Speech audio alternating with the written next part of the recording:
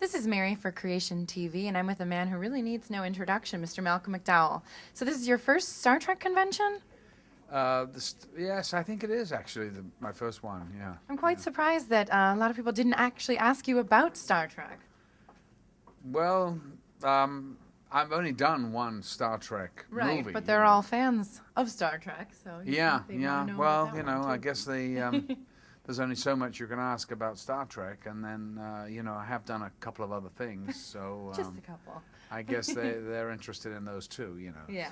Well, you have had the distinction of having your ass handed to you by both captains, right? Picard and Kirk. That's it. But you're responsible for killing Kirk. That's correct, right? Yes, I'm the one who did the deed. And now he can't be in the new movie. Well, they can always put him in, of course. Right. I mean, and I think he's a little bit miffed that he's not in it. Uh-huh. But it should be interesting to see the new one. Yeah. I mean, it'll be very interesting to see what they come up with. Mm-hmm. Absolutely. So your character Soren, you guys had that fight in the desert, and you were wearing all black. How terrible was that to shoot? Well, it was hot. It was hot, but it wasn't as bad as I thought it would be. So even though it was this black wool suit, but they made sure we had ice and umbrellas. I don't know how they got them up that mountain. We were in the Valley of Fire. Valley of Fire. Incredibly Yeah. beautiful place. Yeah. It looks like a moonscape, and it's so perfect. Right. For what we needed it for. So, but they changed. We You went had to back reshoot, and right? we went back and redid the ending. Which was I don't know why, but anyway, they felt. I think we had a physical fight. Right.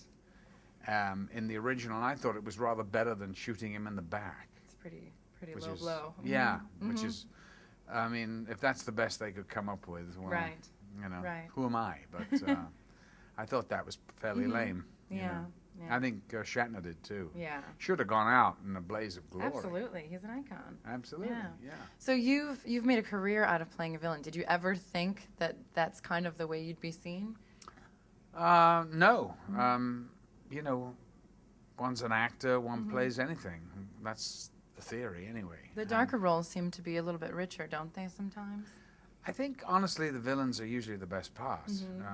That's just the way it is. I mean, your movie's only as good as your villain. Right. And when it's weak, then the movie invariably, it sort of collapses. And I think that's true. I've played a lot of sort of anti-heroes, though, and that's... But they're memorable characters. They are. They're great characters, and very happy to play them. Now, your nephew is Alexander Siddig, who's also a Star Trek alum, and you guys were in the film Doomsday together. Will you get to see him at the convention at all? No, and sadly, he's arriving tomorrow, and I'm leaving tonight, so he'll just have to hear that I send him all my love and best wishes. But he's a great actor, and he is worthy of being here. He spent 7 years on that series.